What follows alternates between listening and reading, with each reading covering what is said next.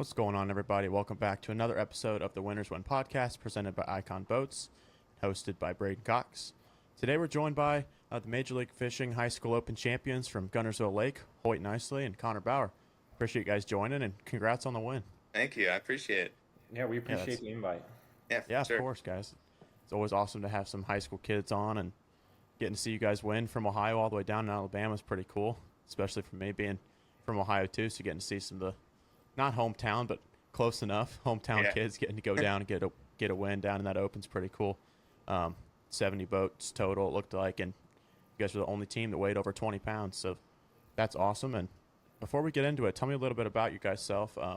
Maybe like where you're from. Obviously start with your name, where you're from, home lake, grade, and then if you guys, I always ask if you guys could only fish with like one technique for the rest of your life, what would that be? All right. Well, I'll go first. So I'm Connor Bauer. I'm like from Aurora, Ohio. So I go to Aurora High School, and my home lake's Mosquito Lake, which I don't know if anyone read that Bassmaster magazine. It's starting to get a lot more it's starting to get more famous and stuff, and more. And there's tournaments there every weekend, but yeah, that's a little bit on myself. Well, And say, obviously, my name's Hoyt Nicely. I'm from North Canton, and I go to Hoover. My home lake is Portage Lakes. Obviously, we all know there's giants in there, so if you fished it, I mean, you know it's there. And I would have to say, favorite technique, gotta love swarping on them with a frog. That would be my top way to catch them. oh yeah, and mine would probably be a jig. Definitely a jig. Can't really go wrong with either one of those. Uh-uh. Both you guys being up there fishing some of those grass lakes up in northern Ohio. I have to ask you about Portage for a second because, like I said, I talked to Matty Wong for a second about Portage Lakes and getting to throw big baits and actually have like it seems like that actually fishes a little bit more like an out of state lake than a lot of the junk fishing lakes in Ohio. Is that true at all? Mm-hmm. It sets up. We actually kind of found one of our patterns in the spring. We go scoping. We found this like deep drop off ledge kind of a thing, and we would go up and down it. And we kind of found something just like that at Guntersville, and then I found something just like that at Pickwick the day before or the day after. So it definitely sets up like a lot of the lakes out of state for sure. And you can do a Yeah, lot of I would things. have to agree with him. Yeah, I would agree with him too. Some of the offshore fishing there, and I don't know, obviously replicable patterns on docks and stuff, which isn't anything crazy, but I mean, like he said on the scoping on the ledges and stuff, like how Guntersville has ledges, it's kind of set up like that, and I don't know if that was a helpful part to our win, or I don't know, you could say something we used up north down there. Yeah, that's cool to be able to actually take something that from a home lake in Ohio and apply it so far away. Have you guys been to Guntersville before? Nope. No. So that was your guys' first time down there. Have you fished other TVA lakes before, or was that No. your first time even doing Oh, that? No. I fished Wilson before. Is that a part? Okay. I think that's part of TVA. Oh yeah, it is, but yeah, I've heard it's quite a bit different. It seems like quite a bit different. I've never been to either one, but Guntersville's been on fire this year. It seems like the weights have been crazy. Yeah. We were, It had to be a fun place to go down and we fish. were definitely excited seeing it on the schedule Yeah, I believe it. Mm-hmm. for sure. We were really looking Yeah, forward to it. that's awesome to get a win so early in your guys' season. Like, does that give you a sense of confidence going to fish the rest of your season, having that weight off your shoulders, already knowing you qualified for that national championship? For sure. Oh yeah, 100%. Obviously, I mean, if you don't know, me and Connor have been putting in about an insane amount of hours fishing this year. So I mean, I think we've been due for a big win for a while after all the missed opportunities and stuff we've had. Yeah, we've been one bite away in almost all of our youth tournaments and high school tournaments. We were always like 2 to 3 bites away, and so it definitely felt good that like everything finally came together. Yeah, I believe it. And do you guys know where that national championship is yet? I didn't know if Major League Fishing has announced that or not. Lake Hartwell. Oh, theirs is on Lake Hartwell. Is that this Yep. summer Mhm. or is that next spring? It's in June. Yep. Yeah. Okay. Oh, so that's Yeah. coming up. That's soon. Have you guys fished Hartwell before? We fished it in the Mhm. fall. Okay. So you guys excited to get back there? I know that place it's a fun place, but it can be a little stingy. Yeah, we want some redemption.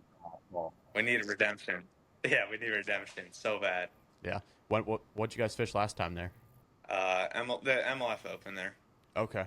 Oh, there was that one last fall. So that's what you Mhm. guys fished down there. Was that Yeah. a tough tournament? Well, I mean, our practice was actually like very good. It wasn't very good, but it was like we had a lot of fun when we were catching good fish. Like, I don't know, I caught like I don't, we never weighed it, but I caught a really good spot.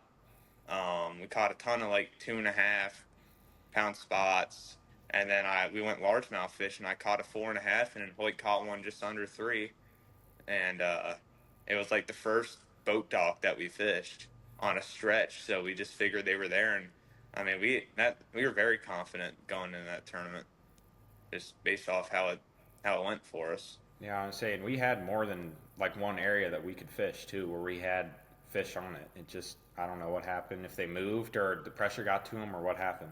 Mega school of spots. First spot we even pulled up to. I don't remember where it was, but I remember looking down on scope and they were sitting under the boat, and you drop on them like a drop shot, and then you set the hook. And I'm like, oh my god, because out in Ohio, usually what's under the boat's like white perch and like just perch or like shad sitting under there, but it was actually bass, which was kind of cool. And we noticed that they'd follow the boat, and they're like, there's a huge school here, so we were really hyped up. But like what Hoyt said, I mean, the fish must have just moved or something, or just, I don't know. We didn't even see them on scope during the day, our main spot. Hmm. Yeah, well, it'll be cool for you guys to get to go back there and at least hopefully get some redemption. It will definitely help. You guys have been there. I know it's a different time of year, but just getting to see the lake first and being a little familiar, don't have to take the time to run around the lake and figure out where you are at first. You know what I mean? Yeah, Yeah. Yeah, that's exciting. I didn't realize it was so soon. Are you guys fishing like the rest of any more of the MLF Opens, or was that just one you guys jumped in and seeing it on the schedule? We might hop in the Chickamauga one, or I don't know if that's how you say it, but we might hop in the Chick one, possibly. We're kind of on the edge right now, but besides that, no. Yeah, we kind of just saw it on the schedule and we're like, we might as well hop in it and see how we do. Well, seems like it worked out for you Yeah. about the best way it could, so that's awesome. For your guys' high school team, you guys fish for Ohio Primetime Anglers, correct? Mm-hmm. So kind of talk to me about your team dynamic a little bit. Do you guys have a coach? How many teams do you guys have? Like, are you guys mostly funded by sponsors, or is that something you guys are just like self-funded? Just talk to me a little bit about your dynamic there. Well, we can start off by our coach. Like, it's kind of cool. So like, the main guy that runs it, Scott Markley, that's his name. He runs it, and it's kind of cool that a lot of kids around here, they love to fish, but they don't have boats. So our club is like, they have designated boaters that all these kids, they just hop in their boats and they go fishing. So that's kind of how all that's ran. And Hoyt, I don't know if you want to get the other Yeah, side I of say, it. yeah, and obviously, I mean, we have I think 14 kids, but Connor, Tommy, and his girlfriend Julia are probably the ones. Me and Connor travel the most, but obviously Tommy travels somewhat too. But we just kind of branched out one day and decided, I mean, if we're trying to fish in college, we just gotta travel around, get experience, and see what we could do. But I mean, other than that, we're just kind of local, like Ashtabula. I mean, I'm trying to think what else. West Branch. Mosquito. We fish Mosquito a lot. Yeah, I've heard a lot of good things about Mosquito. I've never actually made the trip up there, but I've heard that place is a blast. We have a story for you. Yeah, we had a tournament there last weekend, or like literally a couple days ago, and the momentum was rolling downhill, getting really good after Guntersville, and then there was just like that, and now we're here. But it's a great lake, and there's so many. I mean, the fact that we brought in, I don't know, we had like 11 pounds on the first day, and we were on the third page out of 120 boats. We were on the third page. 15 pounds was middle of the pack for an Ohio lake. That's insane. Mm-hmm. Right, that's insane. Those weights that coming out of there are crazy. That place is just full of grass, and is that what keeps it so healthy? Yeah, the grass and the really big bags that people are starting to get, like the 22, 23-pound bags. I mean, there's stumps offshore, like 17, 20 foot of water. And if you can dial those in, and like there's a crank and bite too. But that's how the bags get caught, but I think the grass is what really keeps those fish so healthy, and just there's so much bait in there, so much crappie, so much bluegill.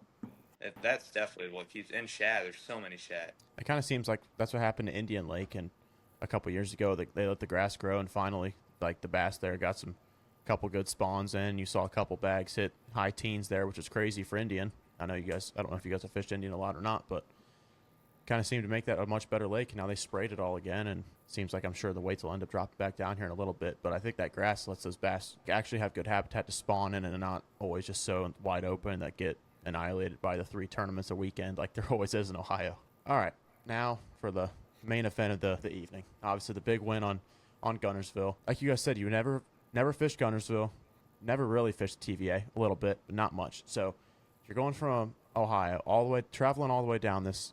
I mean, that's a far way against some. There's local guys. That's a pretty stout field you're fishing against, right? So you're fishing against some really good kids going down there, and you're traveling, like you said, never seen the lake in your life. So talk to me a little bit, like before you even practiced down there, what was going through your guys' head? Like, how'd you pre-practice? Was it a lot of like map study and stuff, or kind of what'd you expect going into the tournament before you even showed up to the lake for practice? Well, it basically all started off. Hoyt and I kind of talked, and I watched a lot of before we go to lakes that we don't go to, we'll sit and we'll watch YouTube videos. So I'll watch, like, for example, Scott Martin. He fished a tournament there. I watched the whole series, and I think Hoyt watched a couple videos too. Yeah. So that gave us an idea, and then we had a conversation. We're like, if we want to win this tournament, we need to go find those fish offshore, and we need to get those post spawners, that first wave. If we can get 5 of those, we knew we were going to win. Yeah, I'll add on to Connor. Obviously we looked at reports and videos and stuff, and we knew that by the time we get down there should be the first wave of post spawners out on those ledges. So we knew going down and if we need 5, obviously what we need to win, we should 100% check them during practice. And obviously keep our mind open because we've never been there before, so we kind of did. Kept it open and waited till we got down there. So that seems like a good strategy. A lot of kids not kids. I'm talking a lot of people in general seem to go to, like, when they're traveling, seem to have almost caught them before they get there. Like, I'm going to go do this and only do that. And if it's not exactly what's going on at the lake, then it doesn't work. Like, it obviously seemed to work out for you guys where you expected to go catch post spawners offshore and you ended up finding them. But keeping your mind open is definitely something I think will really help you guys in your future, and it's probably one big key to your guys' success so far. Yeah, I'd have to agree 100%. Mm-hmm. Yeah. So how long did you guys practice? What, 2.5 days? 2.5 days, 2.5 days. We got there. We drove, and literally, like, before even going to the hotel, we dunked the boat in, and we went fishing. We drove the 10 hours and went straight to the boat ramp, dunked in that night. Yeah, so 2.5 days. I think that's right. And one of those days was that during the college event down there? Yeah. Yeah. Okay, so before you talk to me about your practice, how did knowing that there was going to be a college tournament the day before your guys' tournament, how did that impact your guys' thought process at all? Did it impact your process? Were you worried that the fish were going to get beat up from that tournament? Well, yeah, 100%, because after the Hartwell tournament, we had such a good practice, and then 200 boat college field went in, and magically all of our fish were gone. So we definitely were scared a little bit going in, knowing that no matter what we find, there's going to be at least 4 or 5 boats going over it and probably fishing it. So it was definitely a scare of ours, and yeah. Yeah, I would have to agree. Obviously when you put 250 boats out there, fish are going to get beat on, spots are going to get beat on, and we knew that was going to happen in general. And we just had to go out there and put our heads down and see what we could do. And we knew that the weights could possibly go down too from the college event, but we weren't sure. Right, and knowing too, I'm sure it was a little bit of peace of mind knowing that if you guys were worried about your fish getting beat on, that other people's fish were going to get beat on as well. So just going in and hoping that, knowing that what you found and being confident in it for your guys' tournament, I'm sure was a big deal. But talk to me about your practice. You had 2.5 days of practice, like we said before. One of them was during the college tournament. So how, like, just starting at the very beginning of your practice, walk me through kind of, I know you guys started talking already about how you went and wanted to look for that first wave of post spawners offshore. So talk to me about how you guys approached it and just walk me through those 2.5 days, how they went. Did you guys catch a bunch of fish? Did you guys like what you saw? Kind of just what you thought about it. Well, first off, our boat captain, Colby, which huge shout out to him because he helped us out a lot too. But him and my really good buddy that's from Aurora, he goes to University of Northern Alabama. His name's Reese. They fish the college side together. So that Saturday, or what day did we get there? Not Saturday. Jeez. No, Wednesday. I think we got Wednesday. there Wednesday Wednesday night. night. Yeah, I Wednesday night. called them like, "Hey, we're here." They dropped us a pin. We kind of met up and just talked that Wednesday night. So we were talking, and they were fishing like a like a like a ledge kind of. They were just fishing it. We pulled up. We watched them catch a 3 pounder. Like, oh, Lake Guntersville. This is gonna be awesome. So like we were hyped up. We went over to talk to them, and then we kind of just talked, and then we looked to our right, and there's this island, and we kind of went over to it just to go fish the island, and we got to the back side of the island, and we doubled up. Hoyt caught like a 2.5, 3 pounder, and I caught an almost 5, and that was our first impressions of the lake, and it was crazy. We doubled up, and then that spot later on in the story that ended up saving us. But we kind of kept that in the back of our minds, and then after that night, we kind of just messed around. We fished some more docks. We kind of just stayed local, and then we kind of went offshore a little bit, but we didn't really have much time, so we kind of just we found one good spot. We were happy, and then we were like, all right, Thursday we'll just go out again and just go try something else. And then what was it? Thursday morning we put in right at light, or actually in the dark we put in almost, and then just so we get there, and then we actually wanted to go look for a shad spawn. So we went out that first thing in the morning, first thing, and we found this really steep, and it almost looked like it was like an old bluff wall bank, and there were houses on it now. And I'm not sure if that's what it was, but it was just steep. I saw it on my graph, and I saw like I have Lowrance graphs, and I saw in the Navionics the docks, and I saw a steeple. I was like, this is good. So we went over there, we checked it, and there was shad busting everywhere. And every once in a while, you'd see a bass come up and eat, but we just couldn't get them to eat. So, I mean, we knew that could have played in the tournament too, and we were kind of upset about not getting them to eat. And then, Boyd, if you want to take over how Thursday went, I'm trying to remember. Yeah, after we found that Chad spawn deal, after that, I think we went, we ran Grass up, fishing. up a couple under, yeah, we went under a couple bridges. Then we started out shallow, went and fished some shallow grass. Caught a few fish up in there, but we knew it. I Dinks. mean, I think our biggest was like a two and a Yeah, quarter dinks. maybe. So then we started, as soon as the suds started to come up, we started sliding offshore, checking a couple ledges. I think we checked what a couple little points on some Well, yeah, ledges too. but the way we kind of attacked this tournament is when you look at Guntersville, and anyone that's watching that's fish Guntersville, if you look at the main channel, and like that's what a lot of people fish, they'll fish the breaks off the main channel, and we were looking for the abnormalities around the channel. So like you'll see it go in a straight line, the break, and you'll kind of see it like curve out like that. That's what we'd go fish. So we checked a couple places like that, and we were finding like good spots, like big spotted bass. And we weren't catching largemouth offshore, and if we did, we were catching little ones that day. I caught like a 2.5, 2 3/4 pound spot on a crankbait, and we were just like deep cranking, and we were running everywhere. I was scoping with a Demiki rig. Hoyt was throwing a drop shot. We were both scoping, and we never really just got any size. I think maybe our biggest fish that day was like a 3 pounder, maybe, not even. And we were everywhere that day. That was our day that we're like. And then one of the spots I really wanted to go look for is I was trying to find hard spots in these grass flats, and the one I found there was literally a boat sitting on the whole day, and I couldn't even fish it.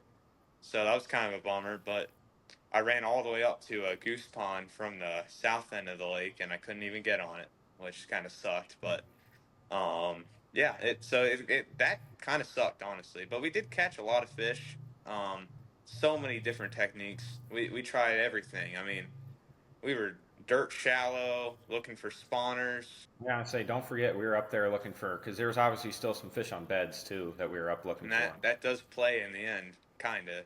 Hmm. But we were looking. We found this one spot like under a dock, and someone had their own little portion in the back of the cove, kind of blocked off, and it was like an aquarium. You would look under this dock, you'd see 3 4. Remember the 3 4 pounders we saw under that one dock? Yeah, We literally, I I do looked remember down. that. I'm like, holy cow! There was like 3 4 pounders staring at me. I'm like, what? And we're in like 2 foot of water, and I look under the dock, and I'm kicking up mud, and I look down, I see just meet under this dock. And we called that spot the aquarium. And we found a bedfish in there that, like a 2-pounder. But that was that was probably like the most. I'm not sure if that was anything special. I mean, I don't really think we could have went in there and it would have helped our bag at all. I mean, Yeah, I would agree. not really anything that we found that day would have really have helped us. It was more so of that we were building up the confidence in the ledge fishing and the offshore fishing, and we were just getting that confidence up to go do it. And like we were crankbait fishing. Right. We both Hoyt never caught a fish on a deep crankbait until that day, and that played huge in our win. So it was just Yeah, it was almost a confidence building day. it was. I would have to agree with Connor there. And let me stop you there for a second. I just want to talk about that dock that you guys call the aquarium. You said was it sectioned off or something, or why Yeah. why were there 3-4 pounders sitting under there? We have no clue. Like half It of was it. like a it was like, you know how when, so if there, you'll be on a grassy lake and people can buy those, it's like A plastic liner. a wall. Yeah, it's like a liner under the water that keeps the grass out, is what it was. Okay. And he had it hooked like all the way around his beach, And then around there his was boat dock, and one back to little his beach. section that you could get in behind a dock. We had to Yeah. like go behind a dock to get to it. And I mean, it was stupid. And there was like a 5 that was just cruising, and we were like, "Holy cow! Like if we can go in here and skip a wacky rig and get a couple of these, I mean, that could be huge." Yeah. That's crazy. Yeah, it was. That's weird. It was cool. It was cool for sure. I believe it. So now you're on the last day of your practice, and this is during the college tournament, right? Yeah. Yeah. Okay. Yeah. So walk me through that day now. Well, we got there in the morning, same time, looking for another shad spawn. Oh, can I backtrack a little bit? I forgot to Yeah, mention of course. something. So, the day before, right at the end, it was getting dark, and I found this river channel that kind of went off on its own, and like the main channel, and it would kind of split off, and then it split off a second time, and I was like, this is good. So we went over there, and I would find these individual little grass patches everywhere, like little grass patches. And I dropped my Demiki, and like 4 or 5 2.5 pounders would shoot up, and we got really excited by that. I mean, every grass patch, and there was hundreds of them, and they all had 2 to 3 pounders in them. So Yeah, because we knew if we ran those and we could catch a limit in a good amount of time and have that monkey off the back for the day and just go look for big ones the rest of the day. And we were also kind of hoping that maybe there were some big ones there, and we were catching them in a way that it was by the tens. In like 20 minutes we probably caught 10 just off that, and we were like, we're leaving.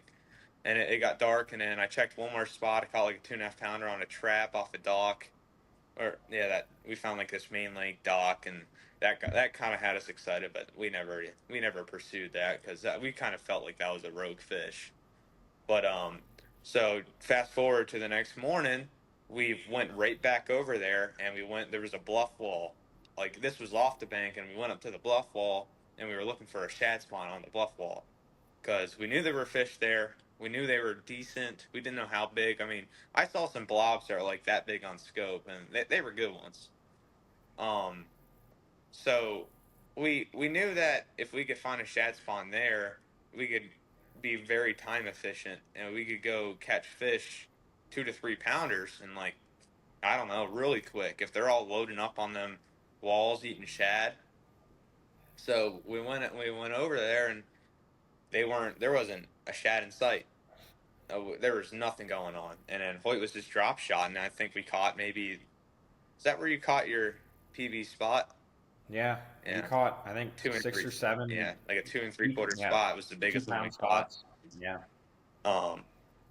So that's how the morning went. We kind of spent, and then I spent like an hour just marking all the individual grass patches in that area, so I knew where they were. So come tournament day, I could just go hit each one. And then I'm trying to think. That day was rough. Thursday or Friday was rough for us. I mean, trying to I think we did a little bit of bouncing around like Thursday again too, where we would just kind of go up shallow, then come back out deep, and then just go everywhere in between. Because, I mean, obviously, like Connor just said, it was rough for us, so we were trying to put something together because we knew we needed good fish. And yeah, and so we started checking ledges again, and then we came across this spot a ledge, and I've been Portage Lakes helped me and Hoyt a lot, um, with like scoping and stuff, and like we had it dialed in. Like we can give a ballpark estimate of how big a fish is by looking at it on scope. And when you turn your live scope unit and you look at a ledge and every blob is that big, you're just like we that was the last ledge we checked, and then we had to go back in because I think Hoyt's grandpa uh came in or something, right? Wait, Yeah. and then we went out to dinner. I haven't seen him in a while. We went out, Then I had to go see him for a yeah, little bit. we went out to dinner and we were really flustered. And didn't we go right back out like after dinner? Yeah. Yeah, Well, because we were sitting at dinner and me and him were talking. We're like, what are we going to do tomorrow? Like, we need to come up with something. I mean, we didn't know if we would be able to scratch more than 11 pounds, to be honest. We were just hoping that we would get the big whites and hopefully what we were fishing. And I mean, obviously it worked out in the end, but we were upset and didn't know if we'd be able to do as well as we did. So you guys didn't have a spot necessarily that you found in practice that you ended up like feeling super good about after practice, right? that island spot was the one spot because I have a GoPro video. I hooked one off the other side, and it bent my rod.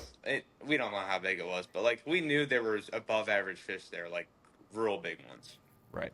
So you guys felt good about your island spot, and then after that, you guys were kind of just hoping for those bites that you hadn't really gotten practice, but you thought might be in the area. Yeah, we knew that there was big ones 100% in the area. I mean, like Connor said with scope, I mean, you put it up on the ledge and see 10 blobs that are giant, and you're like, those have to be bass set up. And we just, I don't know, couldn't get them to bite in practice or what. And We knew they were our there. timing was off too because Yeah, I would agree. we were going to the bank looking for these shad spawns. But what's happening offshore off these ledges? Think about all the feeding that's happening off these ledges.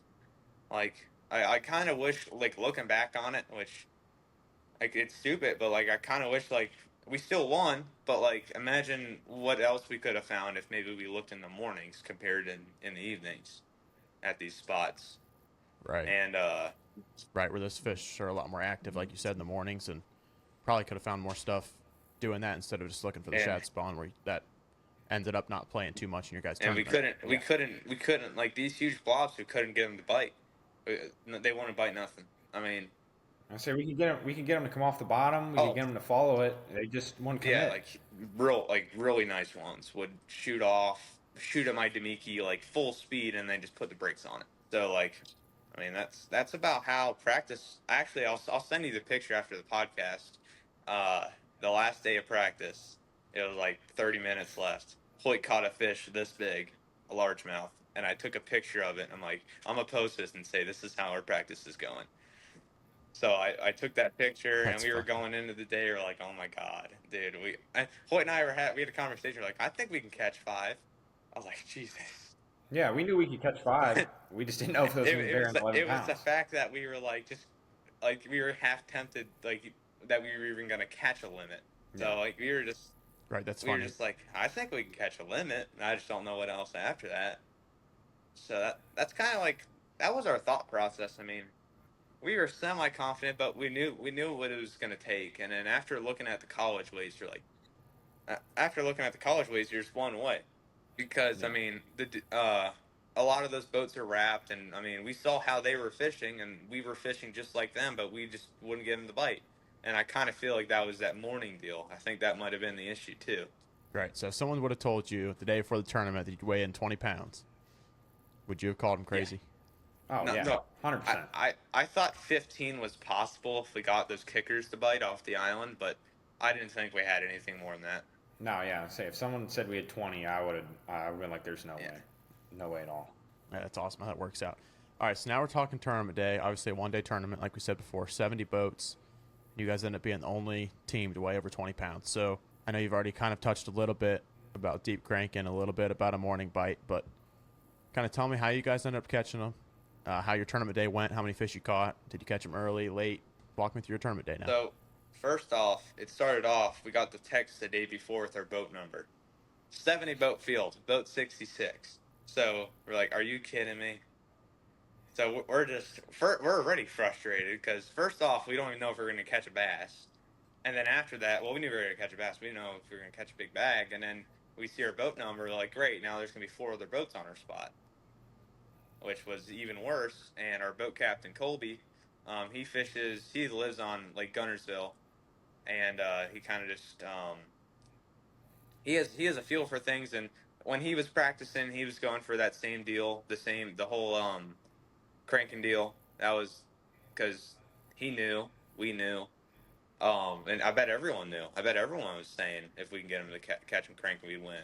I bet everyone said that, and the possibility for anyone to do that was there for sure.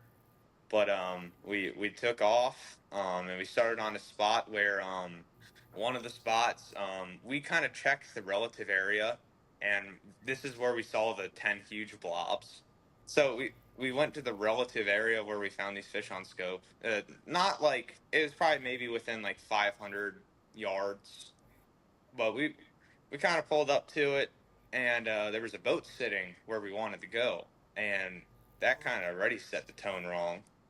But we kind of just pulled up when we started fishing, and so I set us up on the ledge. I was kind of off the ledge, scoping using my Demiki rig because I saw fish feeding out, and then Hoyt was bombing a crankbait up on the ledge, and that was kind of the way. And we kind of just drifted down, going like that, and within the first, I don't know, 10 minutes, I'm scoping, and out of nowhere, Hoyt starts screaming giant, and he's going giant, giant. I turn around, I see this massive fish just wallowing up there. We thought it was like a 6 or a 7. Like we're thinking it's a giant. Yeah, and don't forget, like 2 casts before that too. I bomb my crankbait in the back, burn it to the bottom, and I get absolutely smoked. I mean, I reel into it, get 2 head shakes, comes off easily, probably over. I would say over a And 4. another 4 or 5 times, Yeah, 4 or 5 pounder 100%. at least. Not knowing what was there, but yet again I mean we had bites like that, or like we weren't sure still, and we were kind of just, and based off our other tournaments where we're always one missed opportunity away, it was kind of already going down the wrong path already. I mean, I had a couple big ones follow my Demiki rig and they want to commit, so like it was already not going the best for us. But we kind of just stuck it out. We just kept fishing. But anyways, I heard Hoyt start screaming giant. I turn behind me and I see this 7, like a what was it, 562? Yeah, I think that's what it But was. it looked like a 7 in the water. It was sharking. I mean, you could see the crankbait sitting out of his mouth like holy cow. So I grabbed the net. I uh I run to it and got in the boat. So that was number one, and we were freaking out. And the other boat that was sitting on the spot, they're sitting there watching us. Everyone's screaming. Our boat captain Colby's jumping up and down. It was awesome, and that was the biggest fish we've ever caught in a tournament ever. So we didn't even catch a fish that big in practice. So yeah, we didn't even catch a fish that big in practice. So we were hyped. We were very excited for that. You know, say Um, we knew that. I mean, if we that fish and if we filled, I mean, a good limit of 3 pounders out, that we could possibly qualify with that being our kicker. Little did we so know, a couple yeah. like 20 minutes later, I'm burning my crankbait again and get smoked by another. What was it? 532, I think is what it was. Didn't he jump off the three Oh yeah, first? I jumped off like a 3 pound spot. It ate it. I mean, 10 feet from behind the boat, and it just jumped. I didn't keep it down, and I was like, "Oh, that's great." And then I get back up, bomb another 3 casts, hook that 5 and almost 5.5. We get it in the boat, and we're like, and we have almost 11 pounds in two, and we're like, "There's no way this is We going we were good." like, it's happening. We were Yeah, like, they're biting. Like we knew they were there. We were like, oh my god, they're biting. Like it was insane. And then I picked up the crankbait. Of course I caught shorts. hmm Um, and then Hoyt, I'm scoping, and I look up on the ledge and I see a straight line of these huge blobs. And I'm like, Hoyt, cast over there. He bombs the cast over there, cranks down, sets the hook, got one. It was like what was it, 4? I think it was 4, like on the dot. it was like 4 on the nose, but it was sharking again like another real big one. And we got in the net. We netted it. And then I'm like, oh my god, like we have 15 pounds right now Yeah, and we and thought we 3 wouldn't fish. get that all day. And we're like at But I think it was what, 9:30 and we had those three. 9:30, and what was worse is yet again we were still kind of like even 2 2-pounders. We're only at 19 pounds, which Yeah. after looking at the college weights, we're like we can't win yet. Like we need to keep going. And we didn't know where to go catch another 3 pounder. We didn't really catch many of those in practice. And what was I gonna say? And those 2 fish that Hoyt lost, and then I lost. I hooked one on a 10XD, which if you know what a 10XD is, it's huge. And we don't know how big that one was, but They we knew definitely after wasn't small. we knew after those missed opportunities that it was going to hurt us a lot. And we were very pleased and very happy with the bag we had, but then in the back of our minds, it's just, dang, what else could we have caught? So that was kind of the morning, and then the grind started.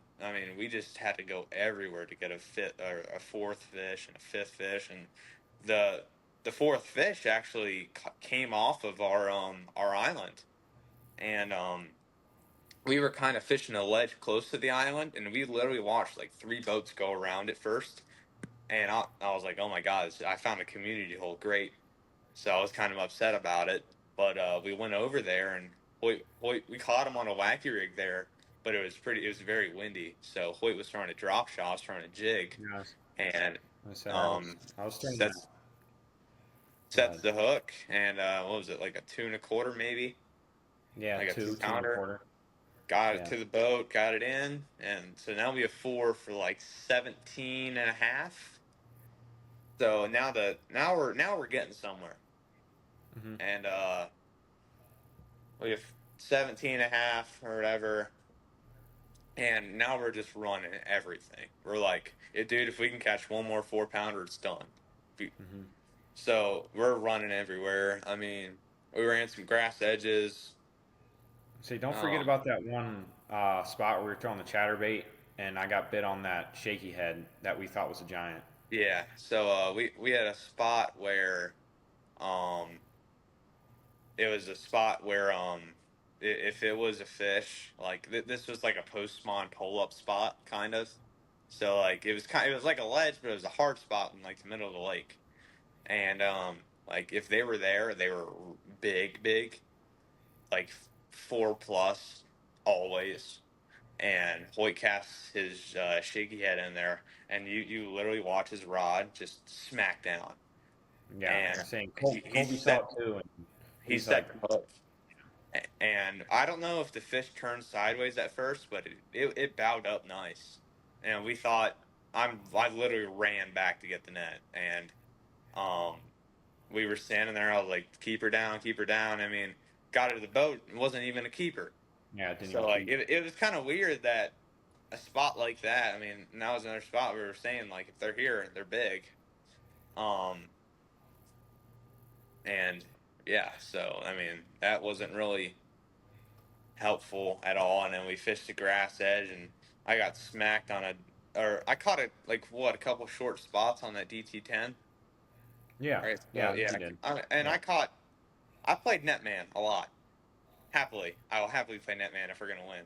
But um, we caught a ton of shorts mixed in with all these big ones, and then we went to a wacky rig spot because we knew we needed that.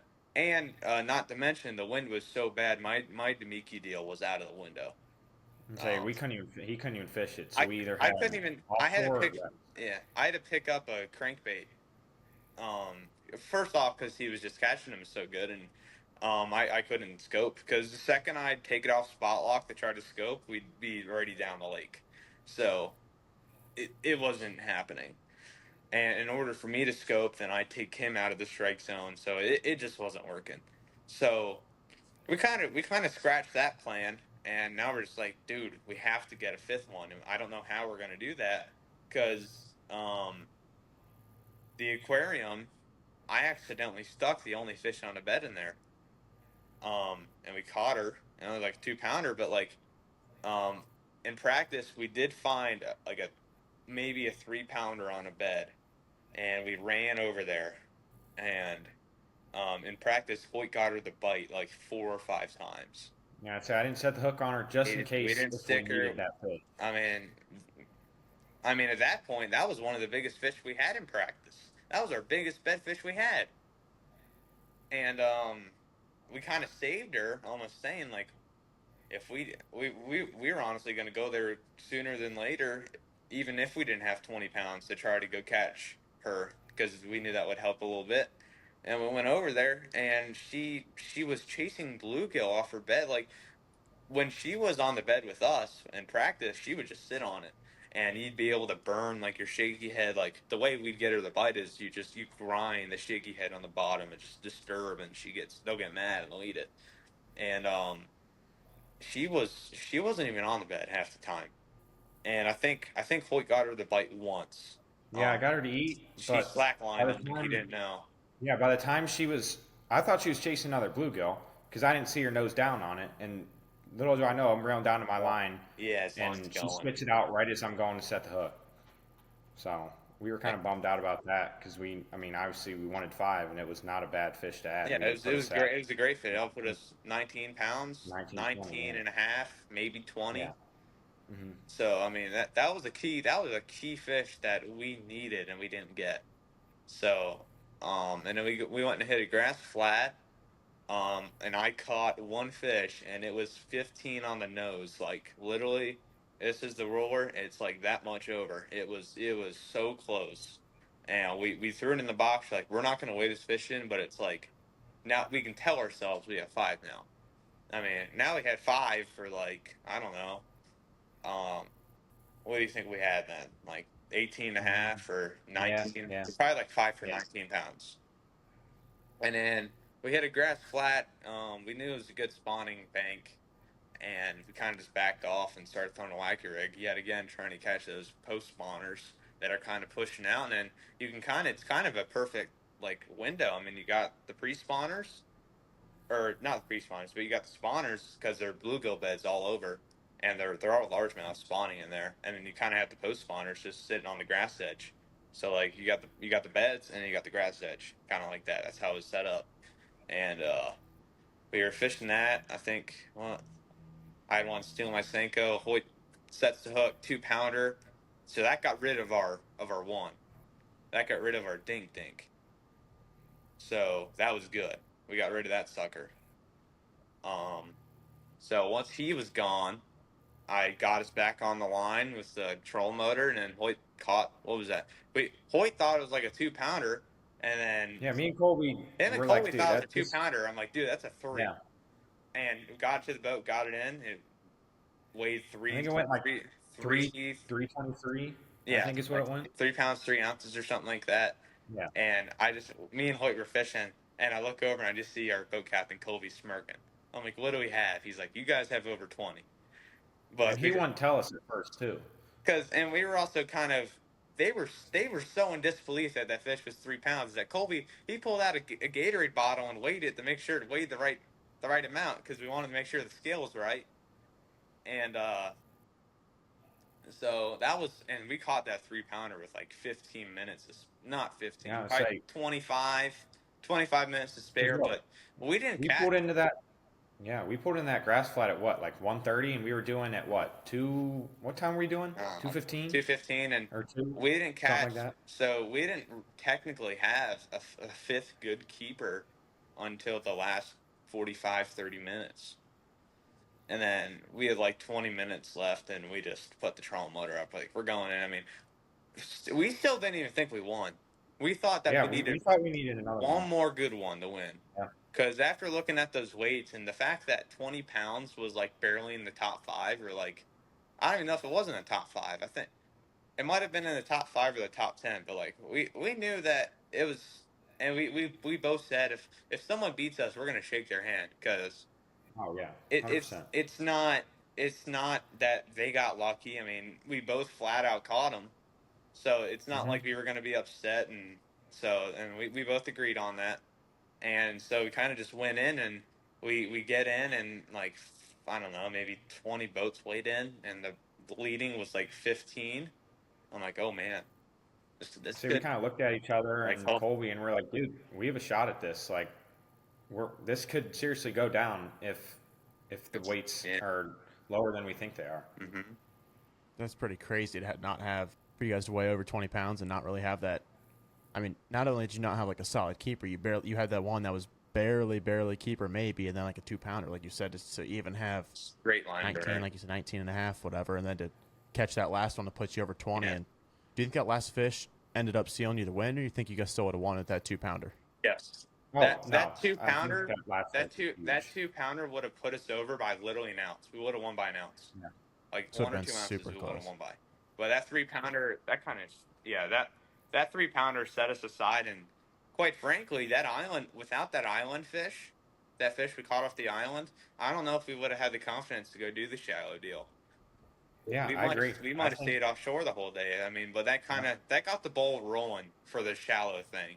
So yeah, I would have to agree with Connor 100%. If we didn't catch that fish up shallow, who knows what we would have done? I mean, we wouldn't have caught that 3 and that 2. That obviously both those fish were massive on our win. yeah, I mean, I mean, without that 3, we wouldn't have won, you, or we I would have been mean, by ounces. you think we're forgetting about the 5s and the 4s that we caught, but I mean, that was the big help. But like, we caught them so early that those last 2 fish were just huge. Right, almost like lifesavers at the end. Like you knew you had the big bites you were hoping you had, but it would have been so terrible if you couldn't end up filling it with decent enough fish that you thought you could catch. You know what I mean? And like to have those 3 big bites that you were just praying for, and to get those and not be able to seal the win would have been super painful for you guys to actually get those last 2 bites and seal the deal. Had to feel pretty good, but also be a little stressful that whole tournament day for you guys. Yeah, for sure. And one of the kids that was in like 4th place, he had 18 and a half with 4 fish. So he was in the same boat we were in. Wow. He had 18 and a half with 4 fish. He had like 2 6-pounders. So, I mean, That's crazy. he was in that was insane. I mean, we saw that. I saw him pull one fish out. I'm like, how much did he weigh? How much did he weigh? So but yeah, and then we went and weighed in 20 pounds 7 ounces. Dropped that on the scales, and then we kind of just hung out. There were a couple I think there was an 18 and 19, a couple 17s weighed in, and you're sitting there and you're seeing, and this was the thing that sucked. You're looking at their bags and you see a 5-pounder on the front end. You think all the other fish are 5-pounders, so you're freaking out. And every time they'd weigh one in, there's just one more, and we're just like, come on. Now there's 15 boats left. And then some kid weighed in, I think, 19 pounds, and he had like 2 big ones. So that one scared us. And then he called us up to go sit in the hot seat. So we went and we sat in the hot seat, and he called the final 2 boats up. And the last kid, he sandbagged. And it was scary. And we have a funny story about that. These kids waited to the end. And so Hoyt's mom is sitting there taking our pictures of us sitting there or whatever. And this dude's dad kind of runs up with his phone. And he's like, "Who's up? Who's up?" And we're like, "Oh my God, they must have a big bag if their dad's that excited." And we kind of saw that, and then we see him walk up, and they had like 2 5-pounders, 2 of them, and their bag's full. And Hoyt can attest to that. Their bag was full. They had a big I bag. agree. It was. And we've first off, we've never seen a bag that big. We've never caught a 20-pound bag in a tournament. We've never seen a 20-pound bag weighed in. We've never done none of that.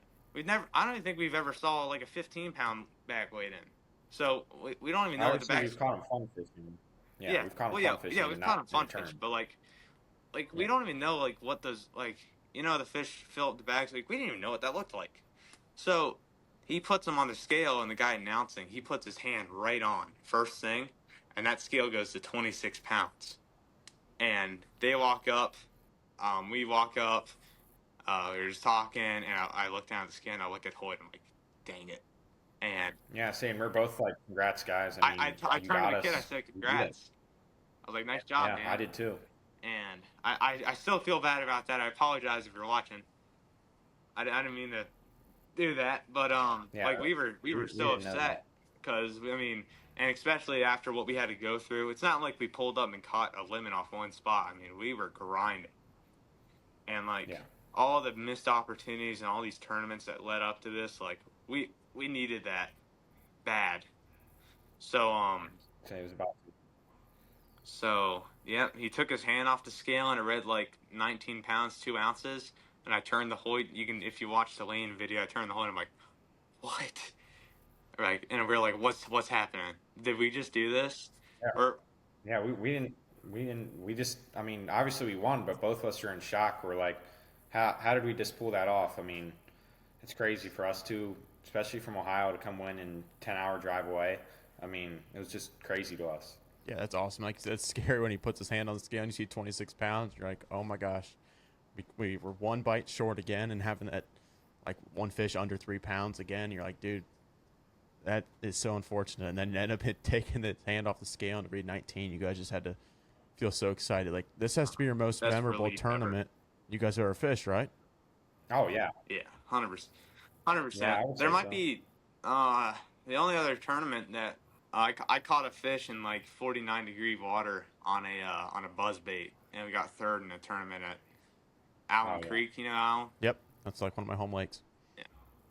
Okay. Yeah. So we got third place in that tournament. It was our first like big. It was our first like big high school event, like first official like fishing against like good kids, and yeah. Saying that kind of put us like in the mode where we're like, I mean, obviously we think we can compete, so let's start looking at MLF opens. Let's look at Bass yeah. opens. Let's expand and see where we can go and see what we can do with this. Yeah, that's pretty cool. So you guys haven't been fishing a ton of like big opens very long. Like was Hartwell one of your first like that you Mm-hmm. traveled for? Yep. So you guys First traveled for ever. Hartwell.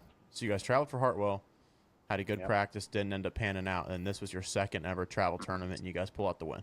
Yeah. Dang, Yeah. that's pretty crazy. That's awesome. So you guys have to be pretty excited then for the future, just to kind of continue this. I mean, 1 for 2 in a against a big like you said local hammers and all those kids that fish, even Oh not the yeah. locals. Those kids are still so good, and it continues into college. So that's something you guys have to be super excited for to continue. I'm sure.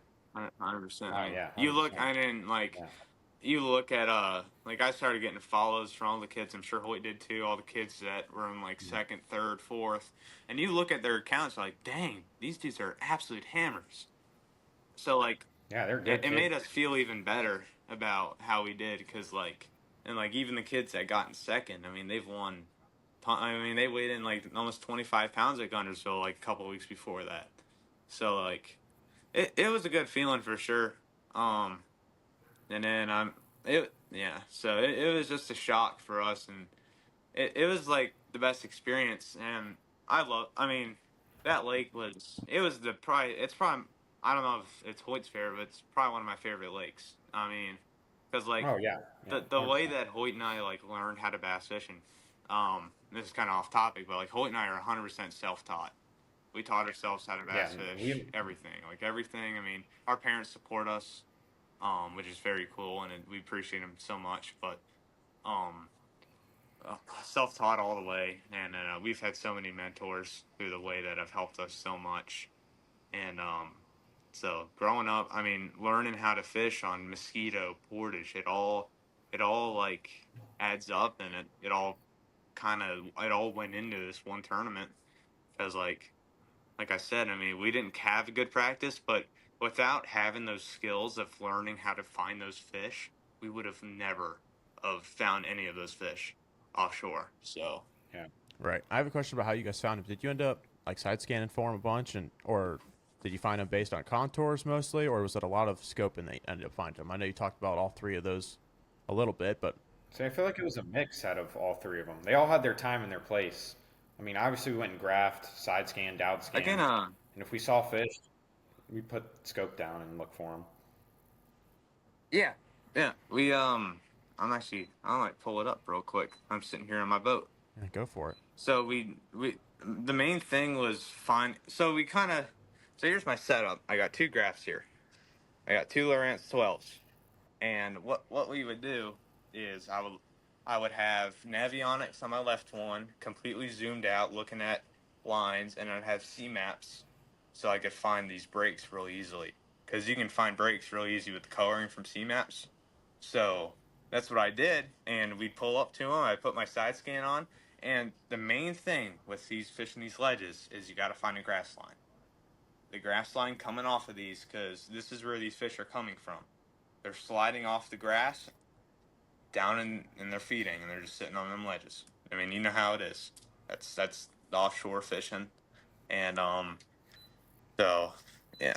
Here I can probably find one of our best breaks, or I'll find an example of like what we were looking for. So like here's the perfect example. So you got their main channel here. It's going, and then we've kind of dialing in spots like right there. Just a little irregularities spots. right off the Yep. right off that main channel. Like spot like right there, or like right off of a point right there. Yep. I mean, you see how that kind of comes in like that. That's the stuff that we were looking for sure. Yeah. No, that makes sense. So, So what were like specifically the baits you guys ended up winning on? I know you guys said obviously crankbait caught you the big fish, but what actually were those crankbaits you threw, and what you guys end up catching those two other ones on?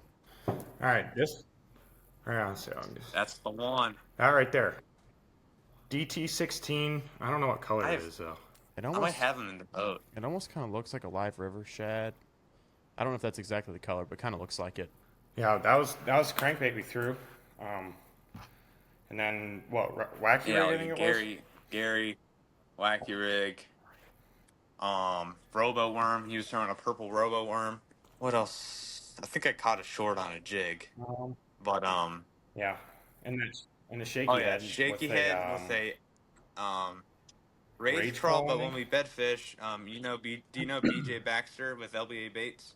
I don't know him personally, but okay.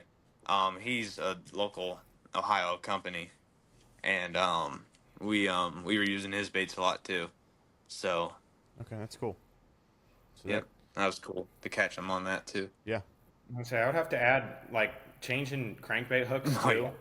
If we didn't crank or and change these hooks, 100%. Yeah, I said we wouldn't have landed those fish. Like that's the honest truth. All right.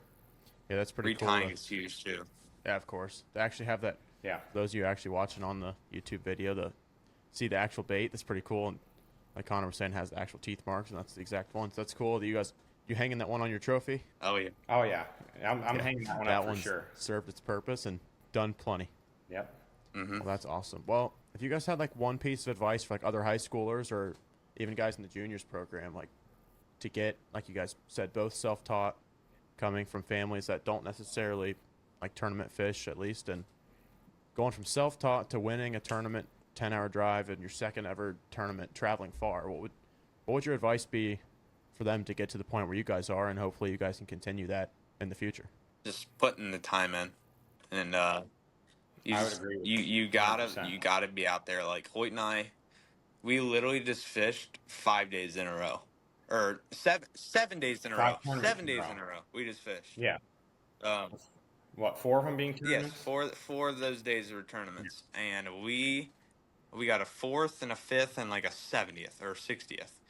Like we didn't even do that good in any of them, and we're still out there grinding, doing, and just learning. It's a learning thing. Like every day you're on the water, and a lot of people say this, you're gonna learn something, and it's like, and a mistake I made when I first, like my first boat was a tracker. I had a tracker, and I'd go fish, and I'd fish the same 3 spots every time, and I would learn nothing. And trying new things is huge. And like Hoyt and I had some confidence in the cranking thing, and Hoyt never ever done it ever. I say, but I knew obviously it worked in videos and everyone's caught it. And so. we decided to try it, and that's a huge thing, is just trying that stuff. I would agree. So you just got to pick it up, and you just got to keep rolling with it, and just if it doesn't work, give up or don't do it, and then just try it again another day. I agree. And I would agree with the hours on the water too. I mean, you got to be out there all the time putting in work. I mean, it's just like any other sport. If you don't put the time and effort in, I mean, you're not going to do well. I mean, that's how I would put it. Me and Connor have put an insane amount of time in this year. I mean, just also with the learning thing, we're trying new things out there and not hitting the same spots over and over and trying to figure this stuff out. And you're going to have your bad days in the water, you will.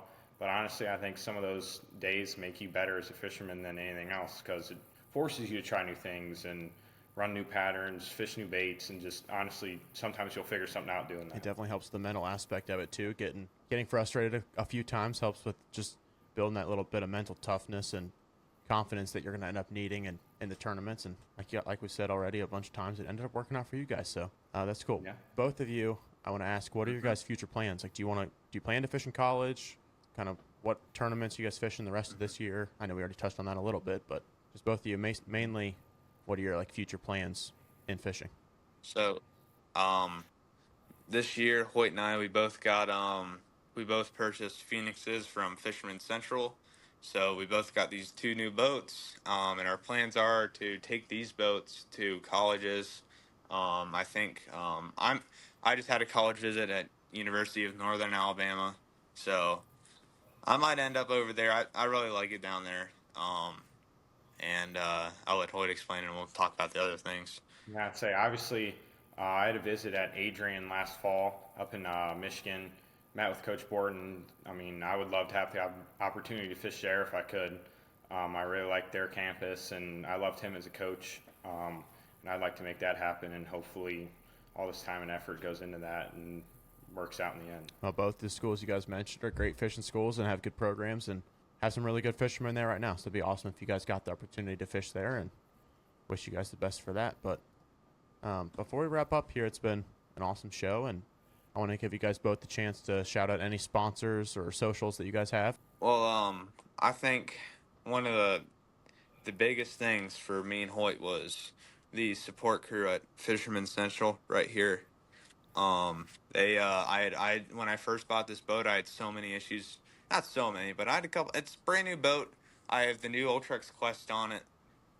So brand new trolling motor, and I had a battery issue the first time I got it, and Joe Bokar, which some people watching this might know, he literally was off his hours, like he was about to go home. He drives an hour home, and he stayed and helped fix my trolling motor and fix my battery, and he fixed that, and they taught us a lot about the scoping and how to get that stuff dialed in, and without having my boat running right, first off, our practice would have been even worse if I was restricted to only fishing a certain way. So, I mean, these guys, and they support us a lot, and they've been giving us a lot of advice and stuff. So I think our huge shout out goes out to them for sure. So that, and I have a good buddy that fishes the NPL. He used to fish the NPFL, and he's local, and he kind of took me in and taught me a lot too. So that was a huge help to us for sure. Yeah, and I would say Alex Connor's been a huge part in our success too. He's taught us a lot. Obviously, I would agree with Connor with Fisherman Central. Everyone over there has been super supportive of us, and giving us advice, and obviously helping us out in the end, which we appreciate a ton. Mm-hmm. That's awesome, guys. Well, I really appreciate you guys hopping on, and want to say congrats again one more time, and I'm excited for you both to continue traveling, and hopefully you'll get a chance to be back on here and win another one. Hopefully. Yeah.